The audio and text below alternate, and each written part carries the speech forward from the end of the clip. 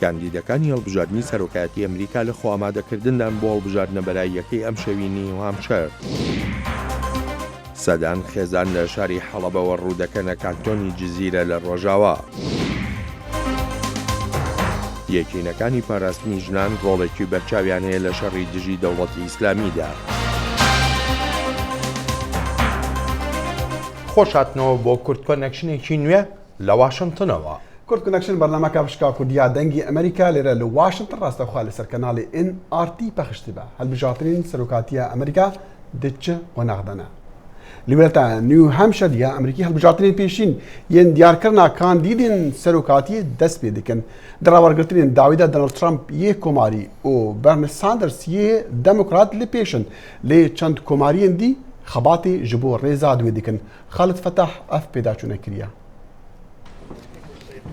Li sê bajarkan dengderan beşdarî li hilbijartinên pêşwextên serokatiya Amerîka li wîlayeta New Hampshire îro sêşembê kirin. Li bajarê Dexville Notch fermandarê wîlayeta Ohio John Kasich sê deng bi dest ve înan ku têra hindê dike serkeftinê bi ser milyardêr û berbijarê komariyan Donald Trump bîne. Li aliyedî sînatûrê wîlayeta Vermont Bernie Sanders yê demokrat her çar deng bi dest xistin. Wezîra derveya berê û berbijara serokatiya Hillary Clinton encameka baştir li bajarê Milledgeville bi dû dengan hember yek deng bo Sanders bi dest ve înan. Wîlayeta New Hampshire cihê yekem hilbijartinên pêşwextên serokatiya Amerîkaya. Li gordawîtirîn rapirsî Donald Trump yê komarî û Bernie Sanders yê demokrat li pêşiya berbijarên dîne lê niha berîkaniyeka qaim li navbera kandîdên komarî li ser pila duê tête kirin.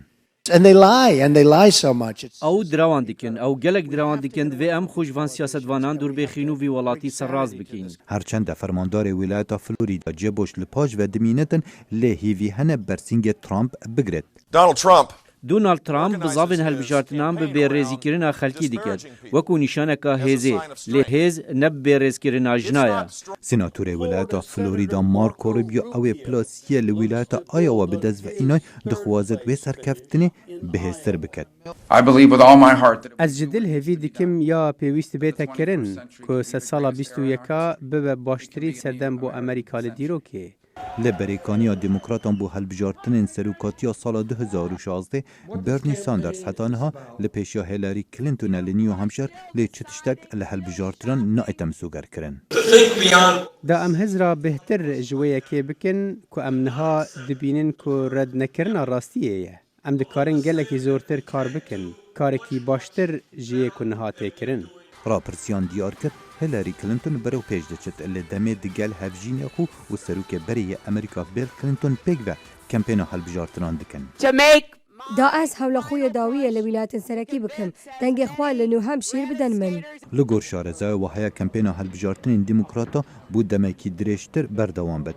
Lê encamên hilbijartinên New Hampshire wahaya derfetekî nî bi te hindek berbijarên komarî û dawiye bihêviyên hindekên dî bînin. Xalid Fetah, Dengê Amerîka.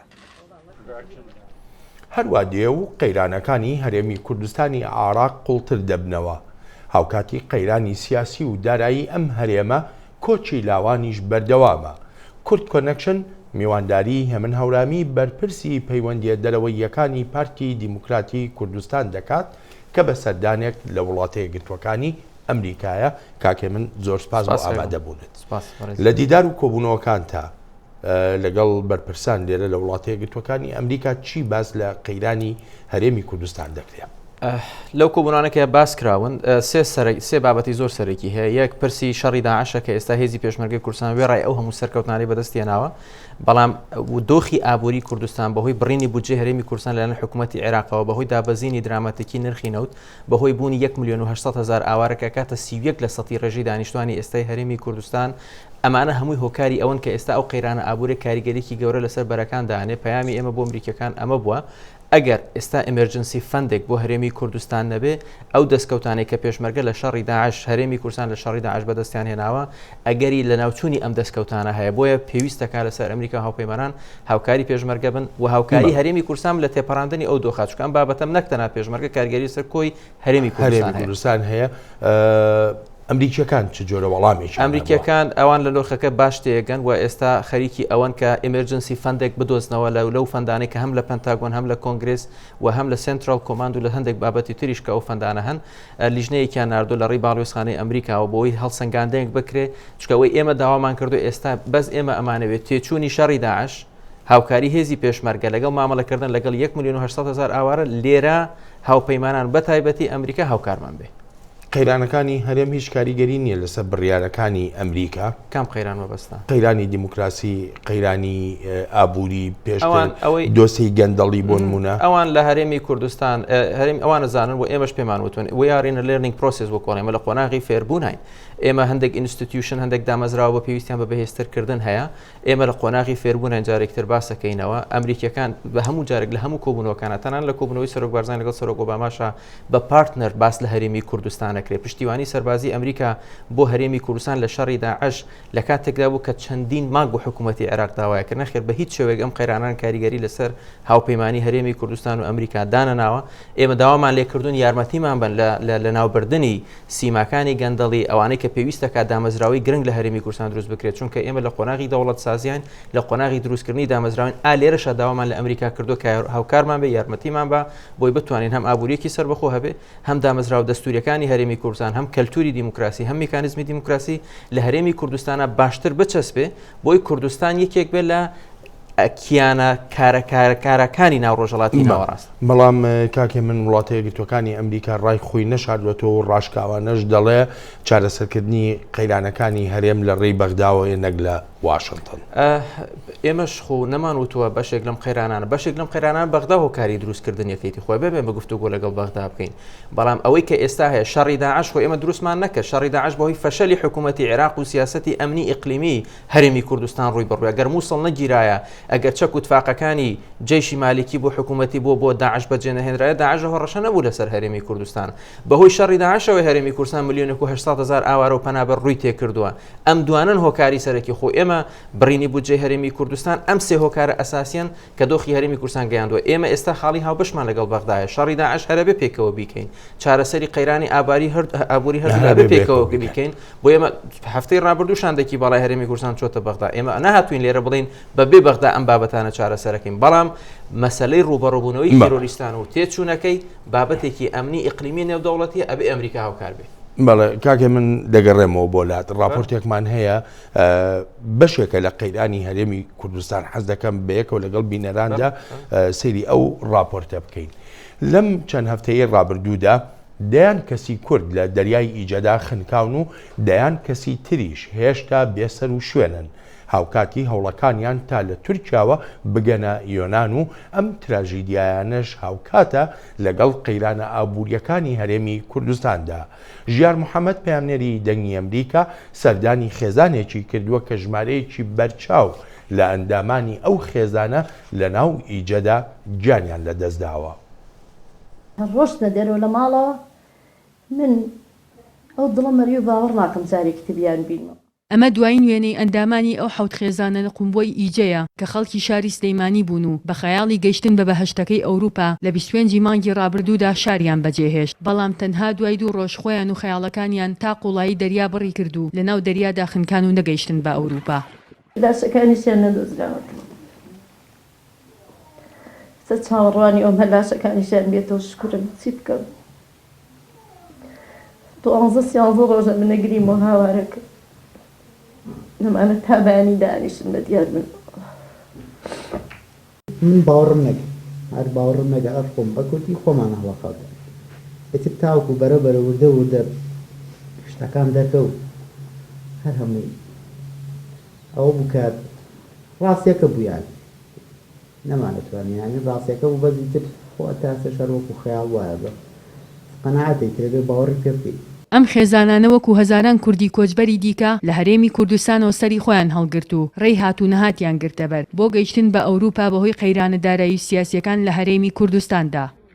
قەت چەند جاری تر کە بەحسی خارجی کردوتمە ناڕۆی قەت ناڕۆیت بە زروف ئاوانە بوو ئیتم سەیریشمە کرد کە ئاوان وەی هیچم نەوەی تم ڕۆڵی گیان من هەچی سەیری گیرفانی ئێوە ئەکەم هەچی سەیری وەزعی ئێوە ئەکەم هیچتان پێ ناڵم بڕۆن خوا ئاگاینێتان ئەم حەوت خێزانە سەرجەمیان لە ڕووی خزمایەتیەوە کەسی نزیکی یەکترن.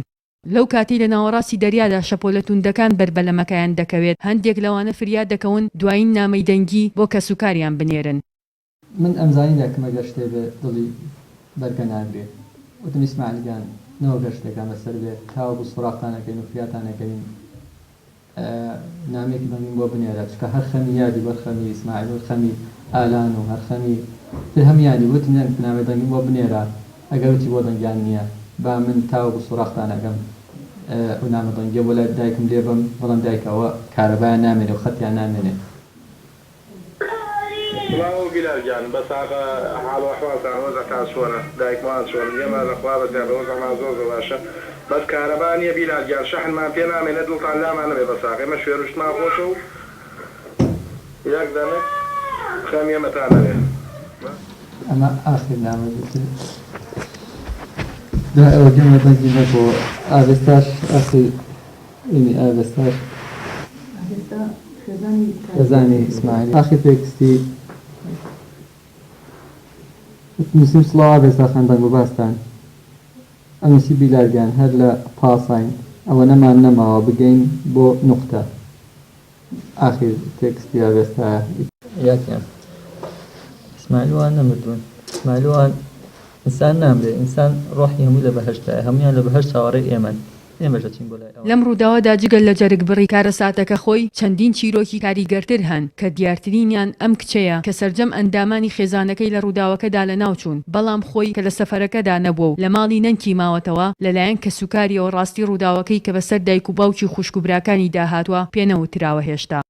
بیری باوکمەکەم بیری داریاکەم بیری هەر هەمیانەکەم زۆریان بیرەکەم. ئێستا لەکوێن؟ نازانم ئێستا مام تونن کە ئەڵەنچی دایکە دایاڵە چی لە لەکوێن؟ ئەڵێ لە بەهەشتن هەمیان هەر سەرکاتە سەردڵی من دایکە بیری باوکمەکەم. لە ئێستادا تەنها دوو ئەگەر لە بەردەم ئەو کەسانەیە کە لە خەیاڵی گەشتن بە ئەوروپان یان چەقینی پێیان لە قەیرانە کەڵەکەبووەکانی هەرێمی کوردستان یاخود هەنگاونان بەرەو شەپۆلەکانی دەریای ئیجا کە بە گۆڕستانی کۆچبەرانی کورد ناسراوە. ژیار محەممەد دەنگی ئەمریکا سلێمانی. راپۆرتی ژیار محەممەد پامنەری دەنگی ئەمریکا پێشکەشکرا و دەگەڕێمەوە لای هێمن هەورامی میوانی ئەمڕۆی کورد کۆنێکشن کاکێمن لە راپۆرتەکەدا تراژیدیایەکی گەورەمان بینی تراژیدیایەک بەڕاستی ینی جێی هەڵوەستە لەسەرکردنە ئەمە لە ئاکامی ئەو قەیرانانەیە لە ئاکامی ناجێگیری سیاسیە لە ئاکامی ئەو ناسەقامگیریە کە لە دەرونی هاوڵاتیانە هەیە ئەکرێ پێم بڵێ حکوومەتی هەرێم دەسەڵاتی سیاسی لە هەرێم چ چارەسەرێکی پێەیە؟ کاک بڵێن ئەمە بەشێکە لەو زنجیرە تراژیدیانە بەسەر میلەتی ئێمە هاتووە ئەمە قۆناغی ئێستانیە کە خەڵکی هەرێمی کوردستان داوای پەنابەریەکەم بۆ خۆم پەنابەر بووم لە خێوەتگا گەورە بووم هەر کەسێک لە کوردستانە بینی چیرۆکێکی هەیە ئەوەی کە ئێستا لە هەرێمی کوردستانە تێپەڕە دیسانە ئەڵێن بەشێکی بەهۆی ئەو قەیرانە سیاسی و ئابووریە کە بەداخەوە لە شکاندنی تەوافقوانە لە هەرێمی کوردستان هاتە ئارا بەشێکی بەهۆی خراپگێڕانی دەوری بەشێک لە میدیاکان لە هەرێمی کوردستان و بەشێکی گەورەشی بیرت نەچێت بۆ ئەو هەڕەشە ئەمنیانەی کە لەسەر هەرێمی کوردستان و شەڕی ئیرادەکە لەگەڵ هەرێمی کوردستانە ئەکرێ بە بڕینی بودجێ هەرێمی کوردستان بەهاتنی داعش بەهاتنی 2 ملیۆن ئاوارە و پەنابەر و کەمبوونەوەی ڕێژەی وەبەرهێنان لە هەرێمی کوردستان خراپی دابەشکردنی موچەکان لە هەرێمی کوردستانە ئێمە لە هەرێمی کوردستان ئێستا 1603 شەهیدمان لە شەڕی داعشیاوە دایکی شەهیدێک سێ کوڕی وەیەک کاتار لە شەڕی داعشە شەهید دەکرێت بەشێکی ترە لەو زنجیرە تراژیدیانەی کە لە هەرێمی کوردستانە هەیە چارەسەری کاتی هەیە چارەسەری ناوەندخایان هەیە چارەسەری درێژخایان هەیە هەرێمی کوردستان ئەم قۆناغی کە پێات تێپەڕێ لەبەر ئەوەیە کە هەرێمی کوردستان دەوڵەتی سەربەخۆی خۆی نییە هەرێمی کوردستان نەیتوانێت و دامەزراوەکانی دروستکە و بەشێک لە قەیرانەکانی بەغدا و سیستەمیش کە سواردەی مەنتەقەکە ڕووی تێکەن ئێمە لێرە پێویستمان بەهۆی لە ناوخۆی کوردستانە یەکریزی کوردستان بپارێزینەوە بگەڕێنەوە بۆ ئەوەی کە بەرژەوەندی کوردستان لەسەر و بەرژەوەندی حیزبیەوە داینین نین لەسەر ئەساسی حیزبەتی بۆ ئەوەی حیزبێکی سیاسی پێ بشکێنین کوردستان لە ناوبەرین و هەمومان کار لەسەرەوە بکەین خۆڕاگەر بین و بتوانین سیستەمێکی وهای ئابووری بدۆزینەوە کە لەگەڵ ئەم قۆناغی ئێمە بگونجێتەوە بەڵام پێشم خۆشە لێرە ئەو خێزانە بەڕێزانەی ڕوو لە ئەوروپاکەن کە خۆیان بڕیار ئەیان بەڵام مناڵەکانیان نەکەنە قوربانی بڕیارێک کە لەسەر بنەمای چاولێگەری دروست بووێ. من پرسیارێک لەسەر مەسلەی سەربەخۆیی کوردستان سەربەخۆیی چۆن دێتە ئاراوە لە کاتێکا تەواوی لایەنە سیاسیەکان تەبانین بۆ نمونە لەسەر مەسەلەی ڕفراندۆم کە باس کرد ڕوانینی جیاوازەیە گەر یارمەتیم بی ئەم ڕوانینە جیاوازانە پەیوەندیان بە کێشەکانی نێوان لایەنەکانەوە هەیە یاخۆ فاکتەری دەرەکی زیاتر ئێمە لە ڕۆژی پێش 8 ڕۆژ سەرۆک بارزانانی لەگەڵ تێکڕای لایەنە سیاسەکان کۆبوویەوە داوەتنامەی بۆ بزوتنەوەی گۆڕان و کۆمەڵی ئیسلامیش ناردەبوو لە هەموو هێزە سیاسەکانی کوردستان بەس برادرانی گۆڕان و کۆمەڵ بەشداری کۆبوونەوەکەیان نەکرد سەی ڕاگەیاندراوە کە بکە پشتیوانی هەموو لایەنەکان بۆ پرۆسی ڕیفراندۆمە چکەمە تەنها پرۆژەی پارتی یانێکێتی یا لایەنێک نییە میلەتی کورد بڕیار لەسەر ئیرادی خۆیان لێرە ئێمە لێرە پێویستمان بەم یەکڕێسی پرۆسی ڕیفراندۆم لە سەرەوەی حیزبە سیاسیەکانە چانسێک بۆ یارمەتیم بی لێرە چکە کاتم زۆر کەماوەکە کێمن یەکێتی ئەوروپا شاندێکی سەردانی هەرێمی کوردستانی کردو بە ئاشکرایی ڕیفراندۆمی ڕەت کردەوە گوتی لەگەڵیدا نییە هەر هیچ نەبێ بۆ ئێستا زۆر بە کورتی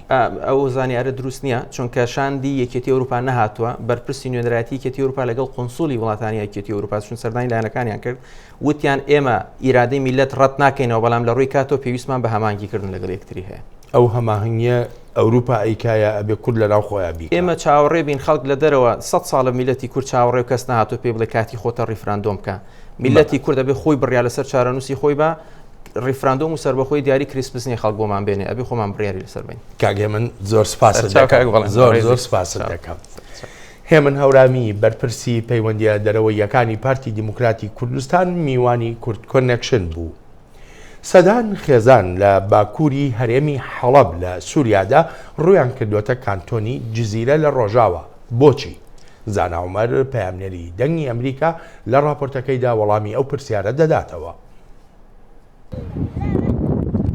بدەهان ماڵباتن ji herêma Bakurê Helebê ji bajarê Babê ji ber rewşa şer û êrişên ezmaniyê balafiran reviyan û ber bi kantona Cezîrê ve hatine.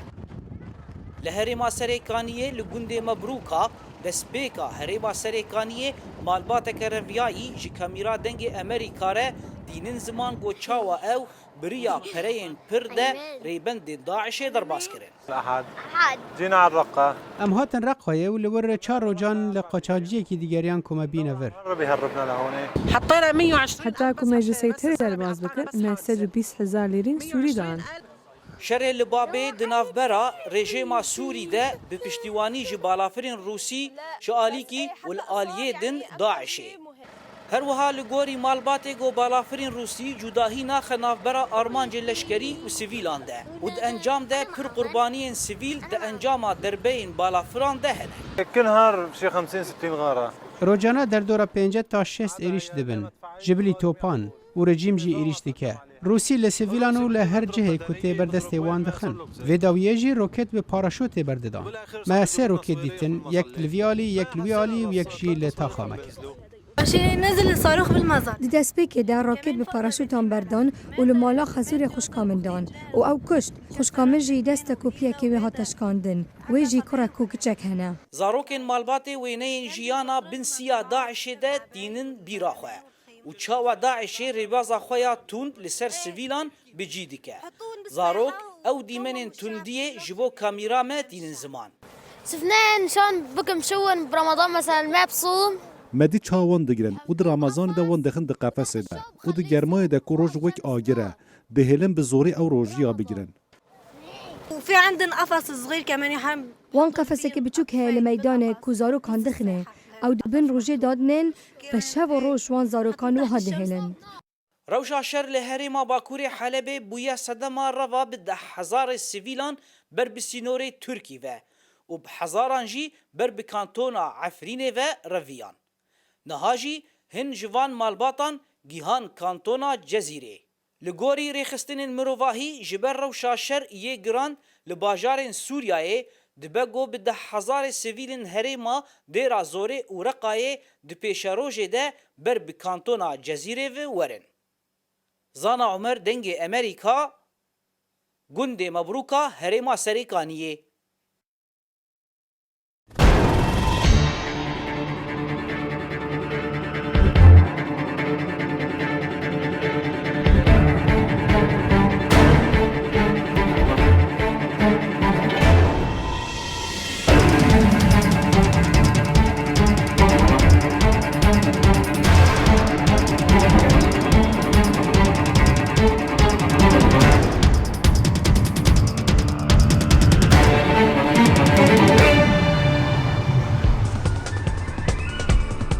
NRT, Kurdistan's #1 news channel. جاركدي بخير هاتن كورت كونكشن دشري ديجي كومالا دولتا اسلامي داعش دا وبتايبت لكوباني جنان رولك كاريجر ليست رولي يكين باراستنا جنان لهري من كردان لسوريا قالك برچاو بالكيش بو او برخدان برچاو بو پشتي هاتي گوتن كو داعش دي بيجا اگر او بدستي جنان بيركشتن الراس دچن دوزخي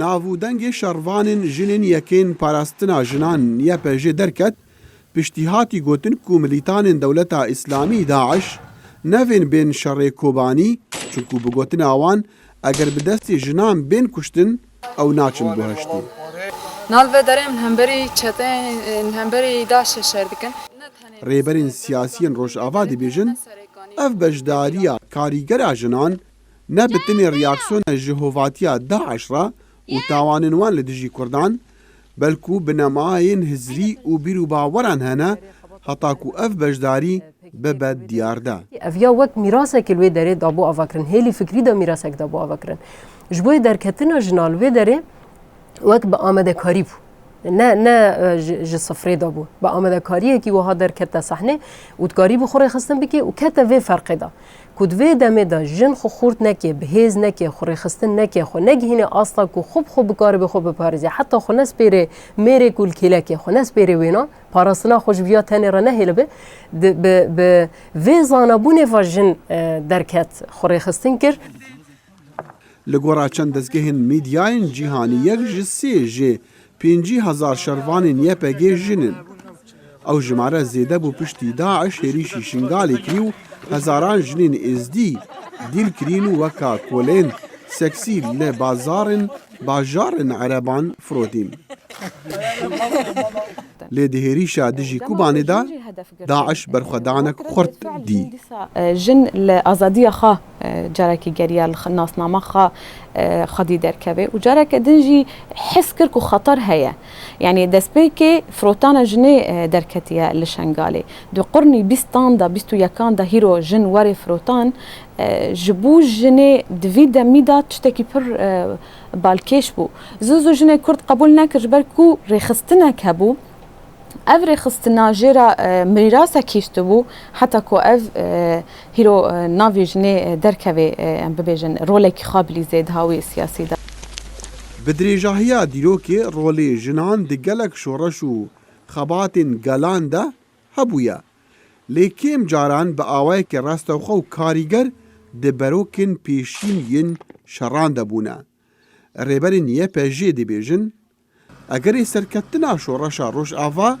بجداریا راستو درستا جنایا دگشت آستو توایا بواراندا ام دفي باوري دبون كو شورش كي جن كاربتي د بيشنجيتي مطلقه شورش بسر بكبي كما قال لك شورش قال لك والله تدهاتنا فاكرن لأف شورشين بانجام نبو مصر دجي بالي بو تونس دجي بالي بو العراق دجي بالي بو ليبيا دجي بالي بو هروها يعني تشتاهي لشتيكو فرق وجوازتيا شورش رجافا كبي بيش او جرو لاشن بو فافنا نتن مجال عسكري ده حمو مجال دندجي جنجي خاطر شت قاده خوي سياسي دبه شت قاده خوي جواكي دبه شت قاده خوي چاندي دبه شت قاده خوي لشكري دبه جن بدري اثبات كر كو اگر شورشك سر بكفي مطلقه غارانتيا بيگر كجن د سیستمی سیاسی روش آواده جنی جه خو گرتیا او بویا هفسروک بطنشت میران رد ریبراتی کرنیدا و اوی بتر آزادیا وی مکم کریا هتاکو هر کس بچاوی ریز و حرمتی ببینا نوک شریکک کم دا صالات دمج او شركيش بو ديمقراطيه لد همان دمدجي شركيش بو مافيجنان وك ام دزانن لروجلاتا نافين مافيجنان نگلكي براستيه بتايبتي د جهان عربي ده تشتكي بالكيشه كجن مل بمل لقل مير شرب women fighting side by side with the men and they're fighting for their rights ازمونا جنين روش آوا و کاریگریاوان دشکاندنا بهسترین کومالا رادیکالا اسلامی داعش دا و پندا کردی بلند رادگرا او پندا دبیجا شێرشێرە چژن چمێرە بەردەوام تێچوونەکانی خوێندن لە وڵاتە یەکگرتووەکانی ئەمریکادا جێی نیگەرانیەکی گەورەی باوان و خوێندکارانیش بووە وەک هێرۆزەنگەنە لەم راپۆرتەدا باسی دەکا براک ئۆباما سەرۆکی ئەمریکا لەم ماوەیی سەرۆکایەتیەکەیدا هەوڵی داوە و بەردەوامیشە تا ئەو نیگەرانیانە بگۆڕێت. That's why I want to make 2 years of community college education free for responsible students. دەمەوێت یەکەم 2 ساڵی خوێندن لە زانکۆ خۆڕایی بکەم بۆ خوێندکاری بەرپرسیار بەم شێوەیە ئەو خوێندکارانەی 2 ساڵ خوێندن لە پەیمانگا تەواو دەکەن و باقی خوێندنەکەیان بۆ زانکۆ دەگوێزنەوە بۆ وەرگرتنی باکالۆرست یەکەم 2 ساڵیان خۆڕایی دەبێت ئەوانش کە نایانەوێت باکالۆرست وەرگرن پەیمانگا تەواو دەکەن و ئامادەن بۆ کارکردن بەبێ ئەوەی قەرزار بن. لە پەیوانگای باکووری ڤێرجینیا خوێندکاران چاوەڕوانی جێبەجێکردنی ئەو پلانە دەکەن هەرچەندە ڕەنگە بۆ ئەمان درەنگ بێت.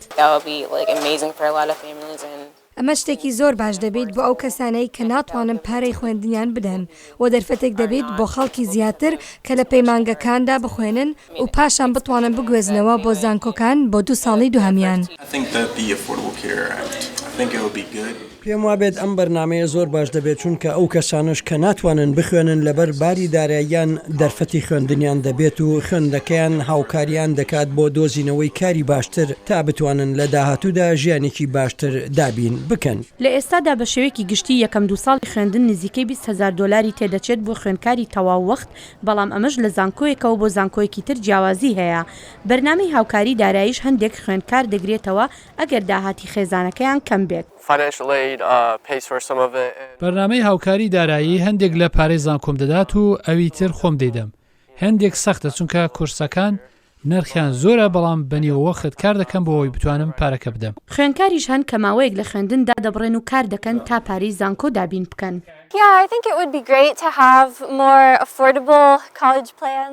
پێم وابێت زۆر باش دەبێت ئەگەر نرخی خوێندنی زانکۆ کەم بکەیتەوە یان خۆڕایی بێت چونکە من خۆم چەند ساڵێک وازم لە خوێندن هێنا تا تەواوەخت کار بکەم بۆ پاشان سەخت بوو تا گەڕامەوە زانکۆ و بتوانم تەواوی بکەم. سەرڕای ئەوەی زۆربەی خوێندکاران پێیان وایە هەوڵێکی باشە بەڵام هەشن پێیان وایە ئەمە مانای زیادکردنی باجە لەسەر خێزانەکان بۆ ئەوەی حکوومەت بتوانێت خەرجەکان دابین بکات.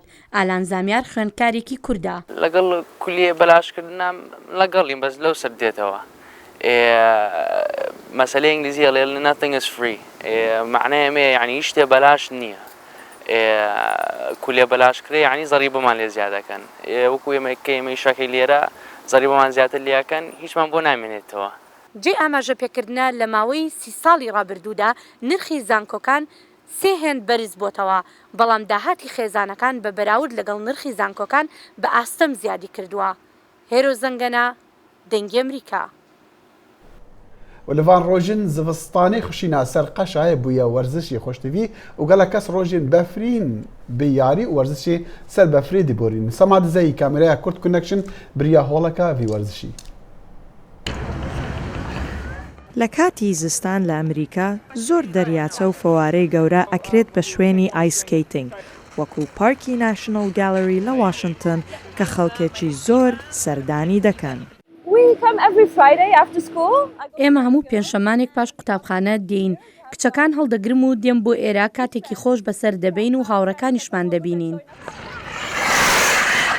ڕاستە ئایسکیتنگ بە خلیسکە و لەوانەیە بژلەیت زانینی زۆر زەحمەتە بەڵام لە لای ئێمە وانە خۆی دەڵێت بە تایبەت فێر نابیت حتاکو نەکەویت. ئەگەر بکەویت ئاساییە دەبێت لەگەڵ مامۆستایەک فێر بیت پاشان پرۆڤە بکەیت. ناتەوێت لەسەر پشتت بەربیەوە دەبێت لەسەر تەنیشتت بەربیەوە. و هەروەهاش منیش کاتێکی زۆر خۆشم بەسەر خلیسکەنە برد. سروشتی خەڵکی ئەمریکا هەروهایە بەردەوام کاتێکی ئەبینەوە بۆ دەربڕینی خۆشەکانیان. ئێستا چواردەوری واشنگتن هەمووی بەفرا کەچی وا لەسەر سەهۆڵەکە یاریەکەن. سەما دزەیی دەنجی ئەمریکا. جوان بوو جوان بوو سەما باشی ژیاریەکە لەسەر بەفر بەڵام دەخی لێ ماگەمانەوە بێ ئەو بۆ من و بۆ تۆ نییە چکە کە کەوتین بەڕاستی خراپەکەوین بەخوا بیرم لێ نەکردووە ناکەمەوە بچمە ئەو یاریە. جازیزانم لێرەشدا دێنە کۆتایی کورد کۆنەکشنی ئەم ڕۆمان تا ڕۆژی هەینی هەر شاد بێت. باش.